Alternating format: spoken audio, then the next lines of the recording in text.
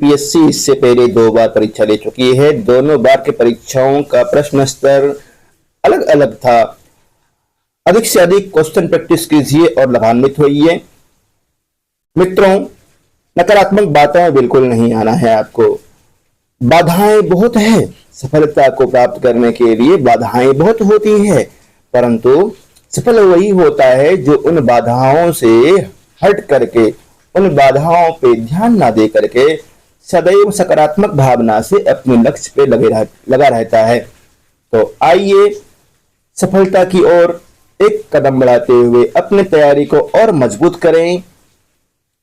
जिन साथियों ने ये प्रश्न पत्र कर लिया है वे दोहरा सकते हैं, जिन्होंने ये प्रश्न पत्र नहीं किया है वो विशेष रूप से लाभ ले सकते हैं। और आगे बढ़ने से पहले निवेदन कि यदि आपने चैनल को सब्सक्राइब नहीं किया है तो चैनल को सब्सक्राइब जरूर करेंगे। इसका पीडीएफ चाहिए तो संस्कृत ये सर्वज्ञ भूषण सर का है, आप संस्कृत गंगा से मंगवा सकते हैं, या मुझे आप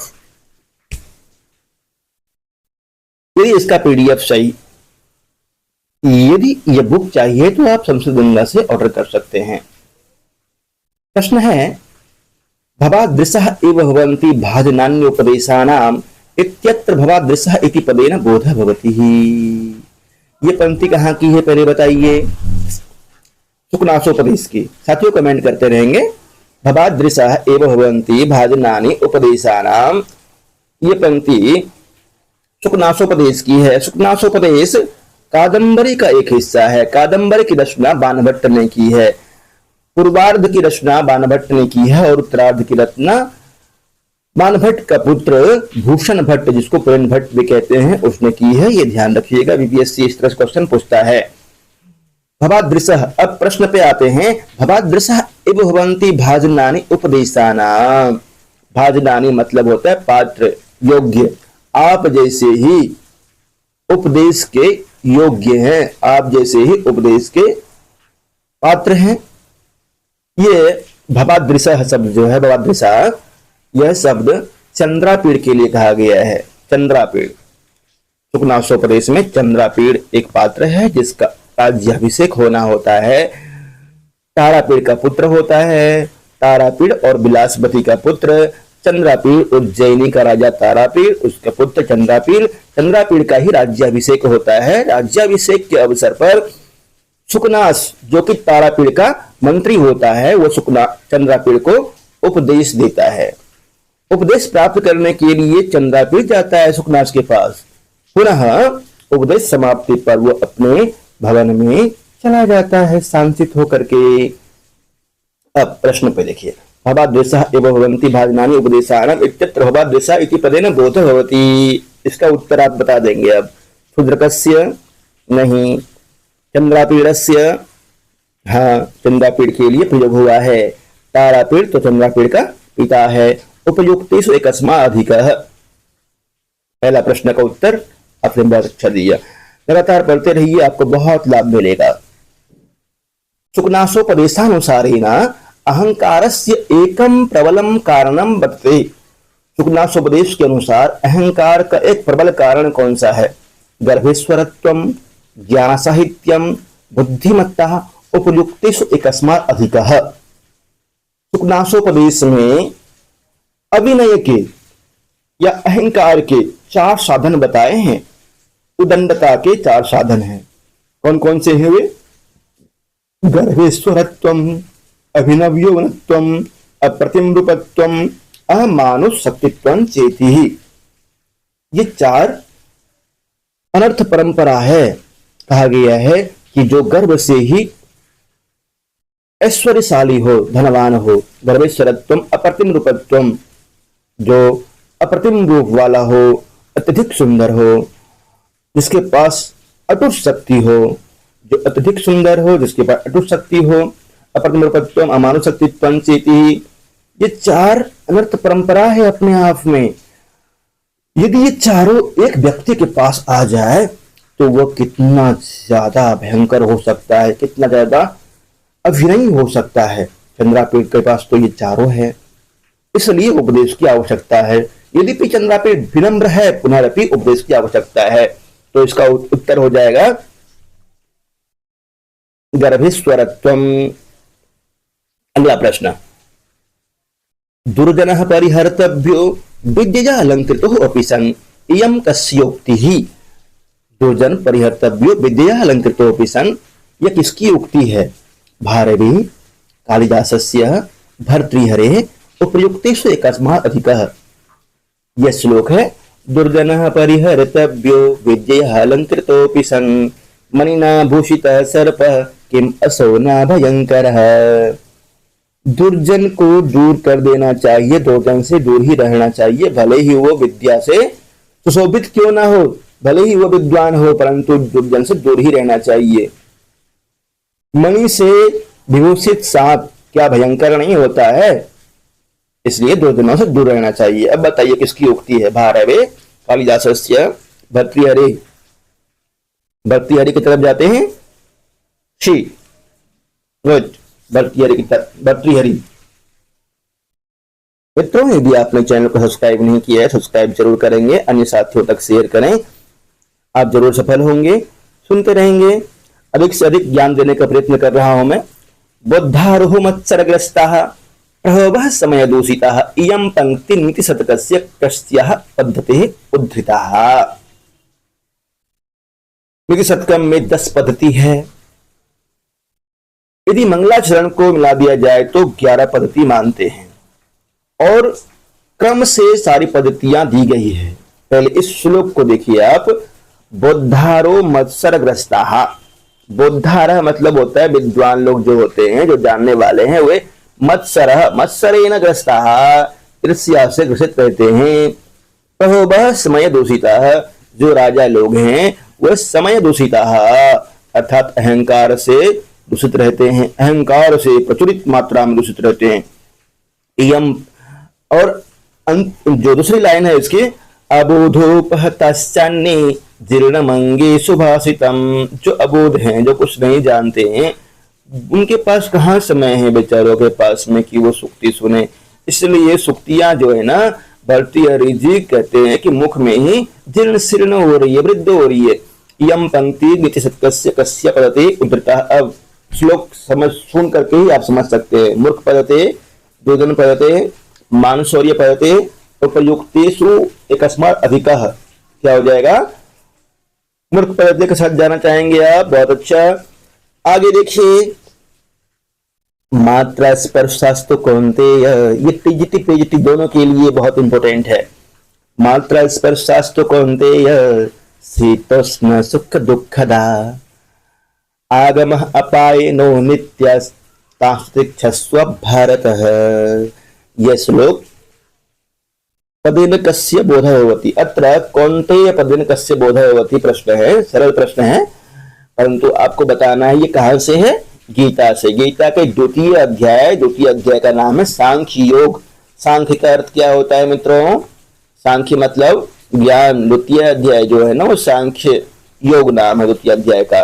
प्रथम अध्याय अर्जुन विषाद योग, द्वितीय अध्याय सांख्य योग। इस श्लोक में आया है कौन्तेय। कौन्तेय किसके लिए प्रयोग हुआ है? अर्जुन के लिए।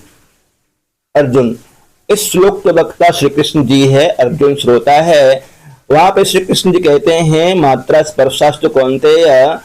मात्रा स्पर्शा अर्थात इंद्रिय और विषयों का संयोग। तो जब इंद्रिय और विषयों का संयोग होगा तो शीतोष्ण सुख दुखदा, सर्दी गर्मी सुख और दुख तो प्राप्त होगी ही। अर्थात जब मनुष्य का जन्म होगा तो सर्दी गर्मी सुख दुख तो प्राप्त होगी ही। इसको दूर करने का तरीका क्या है? क्या दूर हो सकता है? मनुष्य जीवन मिला तो नहीं। आगे बताते हैं, आगमः अपायिनः अनित्य। अरे अर्जुन, ये आगम है अर्थात उत्पन्न होता है, अपायिनः ये नष्ट हो जाता है, और ये अनित्य है, इसलिए सहन करने की क्षमता रखो। सबको सहन करते हुए जोरदार तैयारी कीजिए और सफल होकर के राष्ट्र की सेवा कीजिए, अपने परिवार की सेवा कीजिए। मित्रों, यदि आपकी तैयारी अच्छी चल रही है तो बहुत अच्छा। यदि आप वॉइस लेना चाहते हैं तो कांटेक्ट कर सकते हैं, या फिर आप मुझे मैसेज कर सकते हैं। संस्कृत संचयन एप्लीकेशन है, वहां पे बैच उपलब्ध है, बहुत अल्प शुल्क में है। अधो अंकितेषु श्रीमद् भगवत गीतानुसारम आत्मनो विशेषणम अस्ति। इस तरह के प्रश्न परीक्षा में पूछे गए हैं पिछली बार। अधोंकितेषु श्रीमद्भगवद्गीतानुसारम आत्मनो विशेषणम अस्ति। निम्नलिखित में से श्रीमद्भगवद गीता के अनुसार विशेषण कौन सा है, आत्मा का विशेषण कौन सा है बताना है आपको। नित्यः, शाश्वतः, सनातनः, उपर्युक्तेषु एकस्मात् अधिकः। आत्मा का विशेषण नित्य है, शाश्वत है, सनातन है। अछेद्योयम मदाह्योयम अक्लिद्यो अस्वस्य एव च नित्यः सर्वगतः स्थाणु अचलोयम सनातनः। अगला है योगक्षेमं वहाम्यहम् इयम् उक्तिः श्रीमद्भगवद्गीतायाः कस्मिन् अध्याये वर्तेते। योगक्षेमो वहाम्यहम् इयम् उक्तिः भगवद्गीतायाः कस्मिन् अध्याये वर्तते। योगक्षेमो वहाम्यहम् आपने पढ़ा होगा, LIC का ध्येय वाक्य है योगक्षेमो वहाम्यहम्। ये उक्ति भगवद गीता के किस अध्याय में है? भगवद गीता के 9वें अध्याय में है योगक्षेमो वहाम्यहम्। अगला प्रश्न आपके स्क्रीन पे है, देखिए और उत्तर दीजिए। बुद्धचरितस्य त्रयोदश सर्गस्य नाम किम? बुद्धचरित के त्रयोदश सर्ग का नाम क्या है? 13वां सर्ग का नाम। बुद्धचरितम आपको पढ़ाया है और बुद्धचरितम पढ़ा भी रहे हैं छात्रों को। बार बार बताया गया है आपको कि सर्गों का नाम आपको याद करना है। गीता में अध्यायों का नाम याद करना है और बुद्धचरितम में सर्गों का नाम याद कर लेना है। बुद्धचरितम में 28 सर्ग है, संस्कृत में 14 ही सर्ग उपलब्ध है। बुद्धचरित के त्रयोदश सर्ग का नाम बताना है आपको। त्रयोदश सर्गस्य नाम किम? मारविदयम। मार पे जब विजय प्राप्त करता है उसके बारे में वर्णन है। बुद्ध जी काम, मार अर्थात काम पर विजय प्राप्त करते हैं।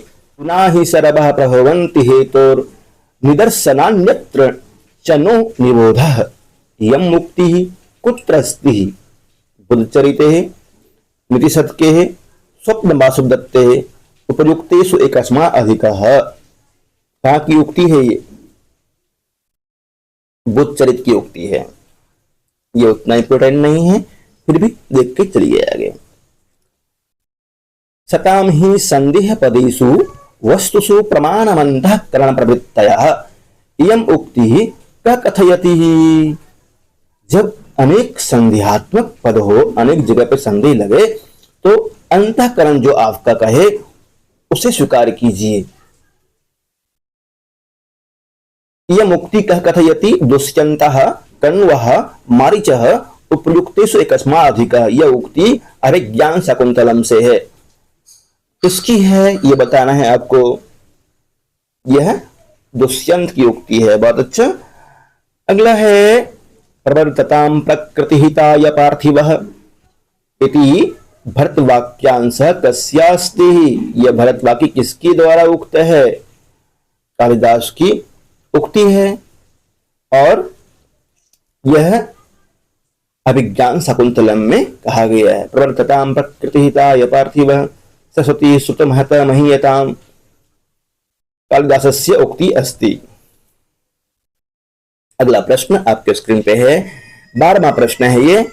स्वप्नो नु मायानु मतिभ्रमोनु एषा पंक्ति कस्मिन् नाटके समुपलभ्यते। स्वप्नवासुदत्ते अभिज्ञान शाकुंतले प्रतिमा नाटके उपयुक्तेषु एकस्मात् अधिकः। स्वप्नो मायानु मतिभ्रमोनु। बताइए, शब्द से ही ज्ञात हो रहा है कहां से उक्त है। स्वप्नो मायानु मतिभ्रमोनु, किसकी तरफ जाना चाहते हैं आप? स्वप्न से? स्वप्नवासुदत्तम नहीं, यह उक्ति अभिज्ञान शाकुंतलम से है। अभिज्ञान शाकुंतले है। स्वप्नवासुदत्तम इति नाटके कति श्लोकाः सन्ति। स्वप्नवासुदत्तम नाटक में कितने श्लोक हैं? स्वप्नवासुदत्तम नाटक में 6 अंक हैं। पंचम अंक को स्वप्नांक कहते हैं। द्वितीय और तृतीय इस तरह का अंक है जिसमें श्लोक नहीं है, श्लोक विहीन है। कुल श्लोक कितने हैं ये बताना है आपको। प्रश्न है कुल श्लोक कितने हैं? 57 श्लोक है कुल ना, 57। के सेवन। अगला प्रश्न है उदयनस्य चरितम कस्मिन् ग्रंथे अस्ति। उदयन का चरित किस ग्रंथ में वर्णित है? वत्स देश का राजा जिसकी राजधानी कौशाम्बी है उसका चरित कहाँ पे वर्णित है? स्वप्नमास दत्ते रत्नावल्याम प्रतिज्ञा योगंधरायिणी उपर्युक्तेषु एकस्मात् अधिकः। उपर्युक्त में एक से अधिक क्या होगा उत्तर इसका? 14वां प्रश्न का उत्तर बताइए। उपर्युक्तेषु एकस्मात् अधिकः। यद्यपि पाठ्यक्रम में स्वप्नमास दत्तम लगा हुआ है, पुनरअपि आपको जानकारी होनी चाहिए। रत्नावली में भी उदयन का चरित्र वर्णित है। प्रतिज्ञा योगंधरायणम में भी उदयन के विषय में बताया गया है। अगला प्रश्न है मेघदूतानुसारम मेघः कस्मिन् पर्वते तिष्ठति। मेघदूत के अनुसार मेघ किस पर्वत पर रहता है? नीचे ही नामक पर्वते ही आम्रकूटे ही रामगीरो उपर्युक्तेषु एकस्मात् अधिकः। क्या होगा बताइए? नीच नामक पर्वत पर, रामगिरी, उपर्युक्तेषु एकस्मात् अधिकः। 15वां क्वेश्चन का जवाब दीजिए। उपर्युक्तेषु एकस्मात् अधिकः। बहुत अच्छा साथियों, सकारात्मक भावना से तैयारी करते रहिए। कोशिश करेंगे अधिक से अधिक समय निकाल करके आपको लाभ पहुंचाते रहें। ये बुक आपको चाहिए तो आप संस्कृत गंगा से संपर्क कर सकते हैं, या पीडीएफ चाहिए तो आप मुझे मैसेज कर सकते हैं। धन्यवाद। तैयारी कीजिए इसी तरह से। ओम। मेघदूतस्य मंगलाचरणम कीदृशम। मेघदूत का मंगलाचरण किस तरह का है? नमस्कारात्मक, वस्तु निर्देशात्मक, आशीर्वादात्मक या उपर्युक्तेषु एकस्मात् अधिकः। और चौथा ऑप्शन क्या होगा?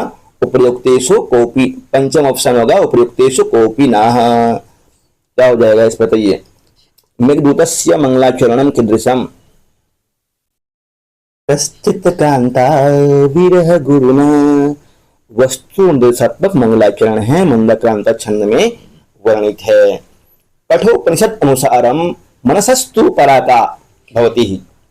ये श्लोक आपको याद करने के लिए बोला गया है, या फिर क्रम याद करेंगे। बहुत अच्छी तरह से पढ़ाया है इसको मैंने, प्ले लिस्ट में देखिए। कठोपनिषद अनुसारम मनसस्तु पराका भवति इंद्रियेभ्यो परा ह्यर्थः अर्थेभ्यश्च परम मनः। मनसस्तु परा बुद्धि बुद्धिरात्मा महान परः। कठोपनिषद अनुसारम मनसस्तु परा का बुद्धि परा का आत्मा। आत्मा से भी श्रेष्ठ क्या है? अव्यक्त, और अव्यक्त श्रेष्ठ है पुरुष। क्रम क्या है इसका? एक बार क्रम देख लीजिए। इंद्रिय, 5 ज्ञानेंद्रियां और 5 कर्मेंद्रियां, उसके बाद इंद्रियों का विषय जिसको कि वहां पे अर्थ कहा गया है, इंद्रियों का विषय। फिर आता है मन का क्रम, इंद्रियेभ्यो परा ह्यर्थः अर्थेभ्यश्च परम मनः। फिर बुद्धि, आत्मा, अव्यक्त जिसको प्रकृति कहते हैं या भगवान की माया कहते हैं, और अंतिम में है पुरुष जिसको हम सभी परम पिता परमात्मा के नाम से जानते हैं। ये क्रम है। अगला प्रश्न है नचिकेतोपाख्यानम कुत्र प्राप्यते। बहुत सरल प्रश्न है, और इस तरह से प्रश्न पूछता है, ऐसा नहीं कि नहीं पूछता है। नचिकेतोपाख्यानम कुत्र प्राप्यते, ए बी सी डी, क्या उत्तर होगा? कमेंट करके बताइए। और आपसे निवेदन कि यदि आप इस चैनल पर नए हैं तो संस्कृत संसन चैनल को सब्सक्राइब जरूर करेंगे, लाइक जरूर करें। कठोपनिषद, तैत्तरीय ब्राह्मण, महाभारत, उपर्युक्तेषु एकस्मात् अधिकः। कठोपनिषदि इसका उत्तर हो जाएगा। कठोपनिषद में वायुश्रवः नामक एक ऋषि है, उसका पुत्र नचिकेता है। वायुश्रवः विश्वजित यज्ञ करता है, विश्वजित यज्ञ पर के अवसर पर बूढ़ी गायों को दान करता है। वहीं पे नचिकेता टोक देता है कि तुम आहे पिताश्री, आप ऐसे गायों को दान क्यों कर रहे हैं, इससे तो आप नरक में जाएंगे। नचिकेतोपाख्यानम बहुत सुंदर तरीके से वर्णित है। कंठाश्लीषः प्रणयिनी जने किं पुनर्दूर संस्थे अत्र जने इति पदेन कस्य बोधः भवति। कंठश्लेष प्रणयिनी जने किम पुनर्दूर संस्थे मेघस्य कुबेरस्य यक्षिण्यः उपयुक्तेषु एकस्मात् अधिकः जनैः शब्देन कस्य बोधः। बताइए। यक्षिण्यः कंठश्लेष प्रणयिनी जने, जो व्यक्ति अपने प्रियतमा के आलिंगन का इच्छुक हो। केवलम मंदाक्रांता छंदसी निबद्धम, इनमें से सिर्फ मंदाक्रांता छंद में कौन सा ग्रंथ निबद्ध है? कीर्तार्जुनीयम, इसमें प्रथम सर्ग लगा हुआ है और वंशज छंद में है। 45वां जो श्लोक है उसमें पुष्पिताग्रा छंद है और 46वां श्लोक में मालिनी छंद है। मेघदूतम संपूर्ण मंदाक्रांता छंद में रचित है। बुद्धचरितम में उपजाति छंद का प्रयोग हुआ है अधिकतर। उपयुक्तेषु एकस्मात् अधिका नहीं होगा, इसका उत्तर हो जाएगा मंदाक्रांता। मेघदूतम में है। इति शतकम इत्यनुसारम प्रथम पद्धति नाम किम, इति शतकम के अनुसार प्रथम पद्धति का नाम क्या है? दुर्जन पद्धति, सुजन पद्धति, मूर्ख पद्धति ही। इति शतकम में प्रथम पद्धति का नाम है मूर्ख पद्धति ही। अगला प्रश्न है, ये बंधु सुनिस्नेहा क्रूरा अलसस्ते के है। ये बंधु सुनिस्नेहा, जो अपने बंधुओं से प्रेम नहीं करता है, क्रूर होता है, आलसी टाइप का होता है, वो कौन है? तीक्ष्ण रसद क्षत्रिय, तीक्ष्ण रसद क्षत्रिय उपयुक्तेषु एकस्मात् अधिकः, क्या होगा? ये बंधु सुनिस्नेहः क्रूरः अलसाश्च तेः रसदाः। वार्ता दंडनीति विद्या इति के शुक्रवंती ही। वार्ता दंडनीति विद्या ये कौन स्वीकार करता है? मानव, वारस्पति, औष्णस। वार्ता और दंडनीति दो विद्याएं कौन स्वीकार करता है? बृहस्पति ही, बृहस्पति स्वीकार करते हैं। मनु के अनुसार 3 विद्याएं होती, त्रयी, वार्ता, दंडनीति। औष्णस के अनुसार सिर्फ एक ही विद्या है, वह है दंडनीति। बृहस्पति के अनुसार 2 विद्याएं हैं, वार्ता और दंडनीति। अर्थशास्त्र को बहुत ही अच्छी तरह से पढ़ाया है, आप यूट्यूब पर भी देख सकते हैं। और कक्षा करने के लिए यदि लाइव कक्षा करनी है, पढ़नी है, तो आप मुझसे संपर्क कर सकते हैं। वार्ता दंडनीति ये बृहस्पति के अनुसार है। चाणक्य के अनुसार 4 विद्याएं होती हैं, आनुवंशिकी, त्रयी, वार्ता और दंडनीति। अर्थशास्त्र से लेखक कह, अर्थशास्त्र के लेखक कौन है? कौटिल्य, चाणक्य, विष्णुगुप्त। तीनों एक ही व्यक्ति का नाम है, कौटिल्य।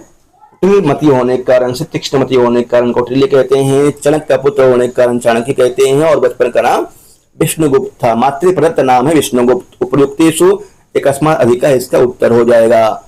भवभूतिना प्रणीतम ग्रंथो अस्ति, भवभूति के द्वारा प्रणीत ग्रंथ कौन सा है? उत्तरामचरितम, मारुति माधवम, महावीर चरितम या उपयुक्तेषु एकस्मात् अधिकः। उत्तरामचरितम विदूषक भिन्न नाटक है, ये भी इनकी रचना है। मारुति माधवम भी इनकी रचना है। उत्तरामचरितम में सप्तम अंक में गर्भांक वर्णित है। महावीर चरितम भी इनकी रचना है। तृतीय अंक इसका छायांक है। उत्तरामचरितम का बहुत प्रसिद्ध नाटक है। अगला प्रश्न है, कोशिश करते हैं 40 प्रश्न कम से कम हल कर लें। उत्तर रामचरितस्य चतुर्थांकस्य नाम किम, उत्तर रामचरित के चतुर्थ अंक का नाम क्या है? कौसल्या जनक योगः, कुमार विक्रमः, पंचवटी प्रवेशः, उपयुक्तेषु एकस्मात् अधिकः। बताइए। चतुर्थ अंक का नाम बताना है। तृतीय अंक का नाम छायांक है। द्वितीय अंक का नाम पंचवटी प्रवेशः। प्रथम अंक का नाम चित्रदर्शनम। आपको चतुर्थ अंक का नाम बताना है। चतुर्थ अंक का नाम क्या होगा?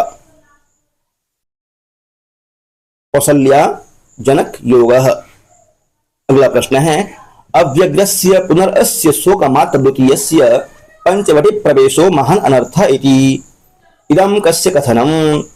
मुरलायाः, तमसायाः, सीतायाः उपयुक्तेषु एकस्मात् अधिकः। क्या होगा इसका उत्तर? मुरला की युक्ति है। अगला प्रश्न है, वरदराज अनुसारेण समास कति। वरदराज के अनुसार समास कितने प्रकार के होते हैं? यह प्रश्न पहले आया हुआ है। त्रयः, चत्वारः, पंच। 5 प्रकार का समास होता है। केवल समास, अव्ययीभाव समास, तत्पुरुष समास, द्वंद्व समास, बहुब्रीहि समास। माहेश्वर सूत्रस्य परम नाम किम?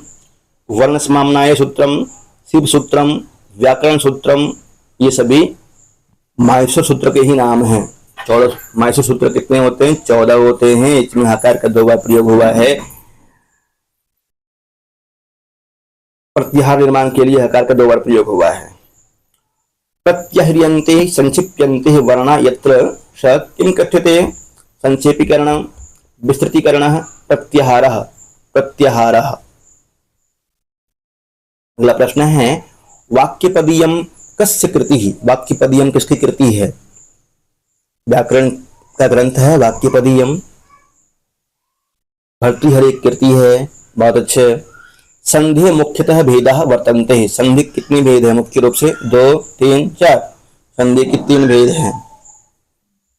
साहित्य में संधि के विषय में पूछा जाए, साहित्य शास्त्र में तो 5 भेद हैं, मुख, प्रतिमुख, गर्भ, और व्याकरण शास्त्र में 3। तो संधि, व्यंजन संधि और विसर्ग संधि। स्वतंत्र किम भवति? स्वतंत्र कर्ता। ऐसे प्रश्न 6 to 8 के लिए भी बहुत इंपॉर्टेंट है। वाच्यस्य कति भेदा सन्ति? वाच्य कितने भेद होते हैं? 3 होते हैं वाच्य के भेद। कर्तृवाच्य, कर्मवाच्य और भाववाच्य। बालको अपि इत्यत्र संधि स्यात्। बालको अपि में संधि होगी। दीर्घ संधि, अयादि संधि, पूर्वरूप संधि, उपयुक्तेषु एकस्मात् अधिकः। इंगः पदान्त गति सूत्र से पूर्वरूप संधि हो जाएगी। यहाँ पे अवग्रह चिन्ह लगता है। अगला प्रश्न है सुधातुः लोट लकार मध्यम पुरुष एक वचनीय रूपम भवति। लोट लकार मध्यम पुरुष में क्या रूप बनेगा? शृणु, शृणोतु, शृणुताम, शृण्वन्तु, शृणुः, शृणुतम, शृणुतः, शृणु बन जाएगा। अदस इति सर्वनाम शब्दस्य स्त्रीलिंगे द्वितीया विभक्तो एक वचने किम रूपम भवति? अदस सर्वनाम शब्द स्त्रीलिंग में पूछा गया है ना, ये सभी आपको याद कर लेना है। पिछली बार इस तरह से प्रश्न आए थे। द्वितीया विभक्तो एक वचने किम रूपम भवति ही, क्या रूप बनेगा? अमुम, अमुम बन जाएगा। अदस का रूप याद कर लेंगे आप। अस्मत्, युष्मत्, अदस, ये सभी इंपोर्टेंट है। 3 प्रश्न और इधर से कर लेते हैं।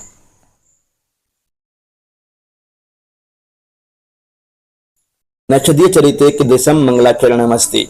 आशीर्वादात्मक, वस्तु निर्देशात्मक, नमस्कारात्मक या उपयुक्तेषु एकस्मात् अधिकः। नक्षत्रीय चरितम बृहत्त्रयी में से एक काव्य है और इसका मंगलाचरण वस्तु निर्देशात्मक है। नल वहां का नायक है, दमयंती नायिका है। पुरस्कृता वर्तमनि पार्थिवेन इयं मुक्ति कुत्र प्राप्यते? कुमार संभवे, अभिज्ञान शकुंतले, रघुवंशे, उपयुक्तेषु एकस्मात् अधिकः। क्या होगा? पुरस्कृता वर्तमनि पार्थिवेन। यह उक्ति कहां की है? रघुवंश की। ऋ वर्णस्य कति भेदाः? ऋ का दीर्घ नहीं होता है। कितने भेद हैं बताइए? 18, 12, 30। उपयुक्तेषु एकस्मात् अधिकः। अंतिम प्रश्न है आज के लिए। 40 प्रश्न, 80 में से 40 संस्कृत का कर लीजिए हल। पुनः मिलेंगे।